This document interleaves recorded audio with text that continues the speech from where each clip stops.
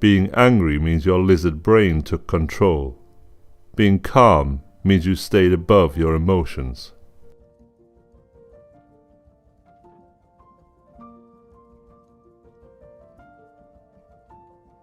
If you drop your ego, don't take things personally, and adopt a detached perspective, your ability to deal with all types of people, situations will immensely improve.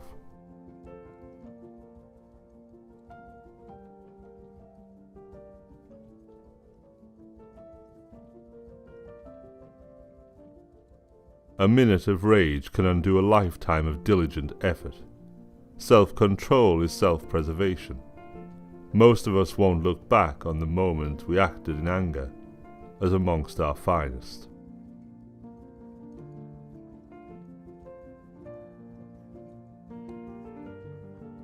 Once the ego inflates, it will only come back to earth through some jarring failure.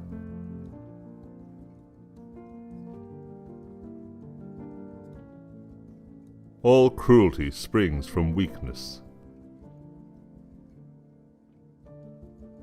Whatever seems lofty is dangerous.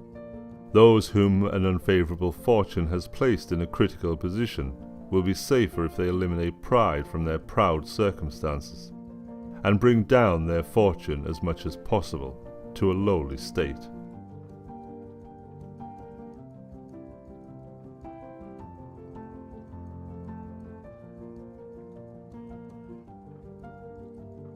Greatness starts with the replacement of hatred with polite disdain. Do not act while the tide of rage flows in. Wait for it to go out, then act with reason and proportion.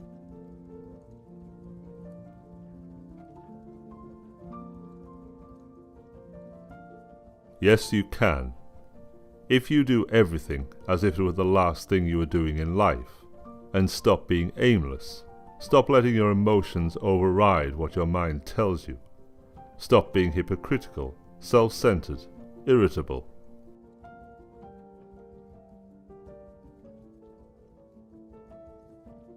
Do not be distracted by the darkness of others, to head towards the light, to be good without hesitation even when other people are not.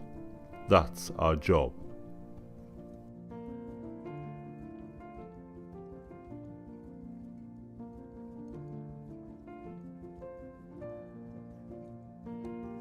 It is a narrow passageway that leads to the garden of contentment. Big egos don't fit.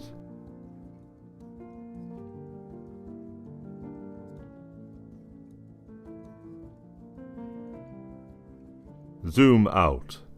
In the grand scheme of things, is this really going to affect you?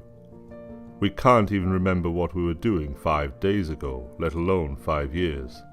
What matters is how you feel now. If it makes you upset, let it go. If it feels good, let it consume you.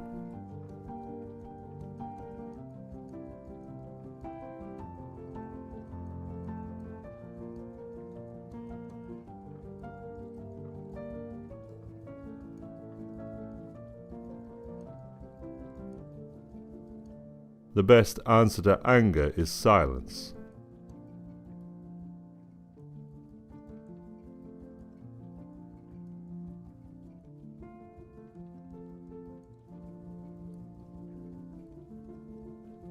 If we seek social status, we give other people power over us. We have to do things calculated to make them admire us, and we have to refrain from doing things that will trigger their disfavor.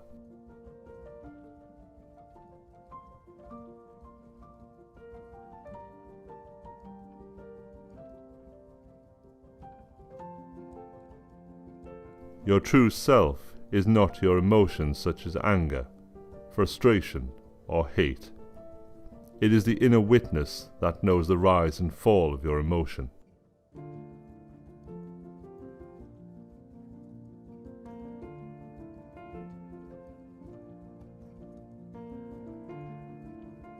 It is our own opinions that disturb us.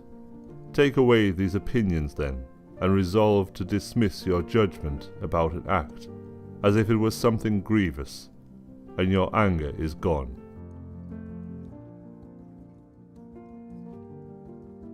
Do not envy those who seem naturally gifted. It is often a curse.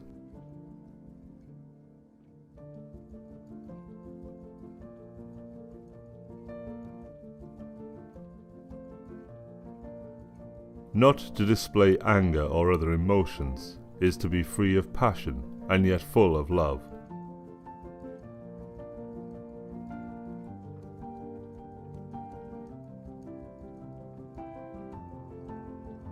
Emotions are easily hijacked by illusory threats that tap into our insecurities. We can't be strategically dynamic if we are always on the defensive. We are more effective when we realize how many things don't require any response at all.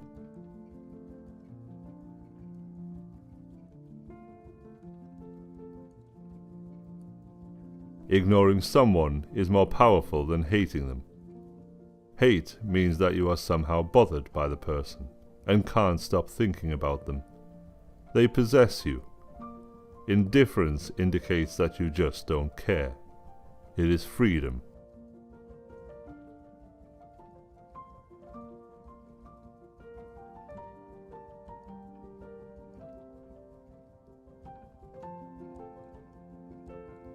At any given moment, you can choose to follow the chains of thought, emotions, and sensations that reinforce a perception of yourself as vulnerable and limited, or to remember that your true nature is pure, unconditioned, and incapable of being harmed.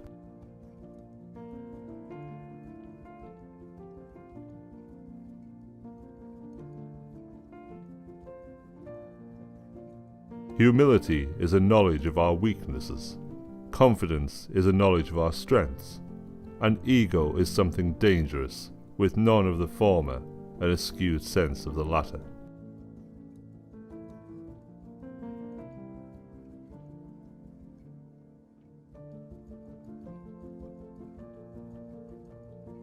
People think that if they complain about life or the world might change. But of course this does not happen. You cannot change nature and its laws. It is what it is. No amount of complaining, resentment, or mourning will help. Accept, let go, and move on.